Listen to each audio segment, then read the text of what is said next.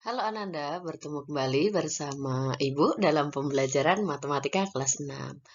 Ananda, pada kesempatan kali ini pokok materi kita yaitu sifat-sifat pada penjumlahan bilangan bulat. Nah, inti pembelajaran kita masih membahas tentang bilangan bulat.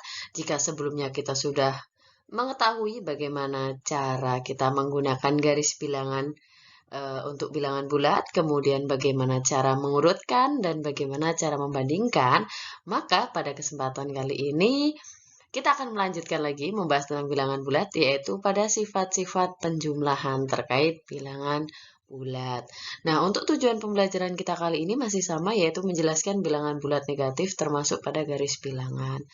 Tapi pokok materinya yaitu sifat-sifat pada penjumlahan bilangan bulat. Oke, langsung saja kita masuk di materi inti kita pada kali ini. Ananda, sifat-sifat penjumlahan pada bilangan bulat itu dibagi menjadi dua, yaitu komutatif dan asosiatif. Nah, di sini kita akan membahas satu persatu. Ananda bisa melihat di layar HP Ananda. Yang pertama yaitu sifat komutatif atau pertukaran. Nah, di sini Ibu mencontohkan yaitu misalnya 5 ditambah 6 sama tidak hasilnya jika ditukar 6 ditambah 5 dan ternyata hasilnya jika 5 ditambah 6 itu 11 dan 6 ditambah 5 itu juga 11. Nah, maka di sini untuk contoh pertama itu berlaku sifat komutatif atau pertukaran tempat. Secara umum, rumus untuk komutatif atau pertukaran tempat itu A ditambah B sama dengan B ditambah A. Nah, itulah untuk sifat komutatif.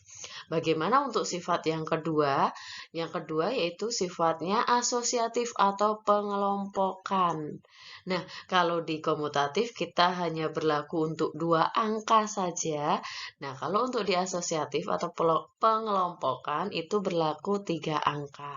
Tiga angka penjumlahan. Nah, ini untuk contohnya itu ada 9 ditambah dalam kurung 10 ditambah 15. Apakah hasilnya akan sama jika dalam kurung 9 ditambah 10 ditambah 5, 15. 9 kita turunkan dulu, kemudian ditambah yang di dalam kurung kita jumlahkan 10 tambah 15 yaitu 25.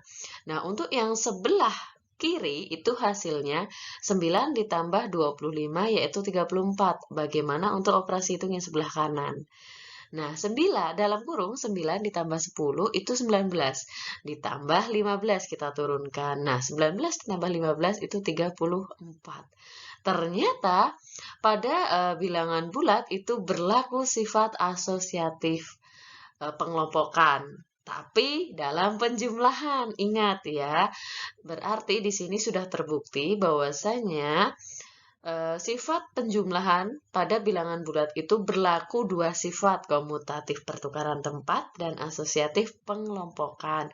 Untuk rumus umum asosiatif atau pengelompokan itu adalah A ditambah dalam kurung B ditambah C, maka hasilnya akan sama jika dalam kurung A ditambah B ditambah C. Nah, inilah contoh dan sifat yang berlaku dalam penjumlahan bilangan bulat. Ingat ada dua, komutatif, pertukaran tempat, dan asosiatif, yaitu pengelompokan. Nah, semoga Ananda paham. Jika belum paham, nanti bisa kita diskusikan dan kita sharingkan lagi. Kita lanjut di pembahasan selanjutnya. Nah, Ananda, jika di slide sebelumnya kita sudah membahas sifat-sifat komutatif dan asosiatif pada penjumlahan bilangan bulat. Nah, di sini selanjutnya kita akan mencari tahu apakah sifat komutatif dan asosiatif itu berlaku juga dalam pengurangan. Nah, ini ada Contoh yang pertama, yang A, sifat komutatif, contohnya itu 25 dikurang 15, sama dengan 10. Nah, di sini sifat komutatif kan pertukaran. Kita tukar tempat. 15 dikurang 25, apakah hasilnya sama dengan 10? Tentu tidak. Ya, 25 dikurang 15 itu 10, sedangkan 15 dikurang 25 itu negatif 10. Jadi, di sini jawabannya berbeda. Terbukti, sifat komutatif tidak berlaku untuk pengurangan. Nah, di sini jika jawaban tidak sama, maka sifat komutatif tidak berlaku pada pengurangan. Bagaimana kalau asosiatif atau pengelompokan? Nah, ini untuk ruas yang sebelah, maaf, untuk yang pertama, soalnya itu kan 12 dikurang dalam kurung 9 dikurang 6. 12 tetap kita tulis, kemudian yang di dalam kurung kita kurangkan. 12 dikurang di dalam kurung itu 9 dikurang 6, 3. Jadi 12 dikurang 3 itu 9. Bagaimana kalau kita berlakukan rumus yang sebelah kanan, yaitu dalam kurung 12 dikurang 9 dikurang 6. 12 kurang 9 berapa, Ananda?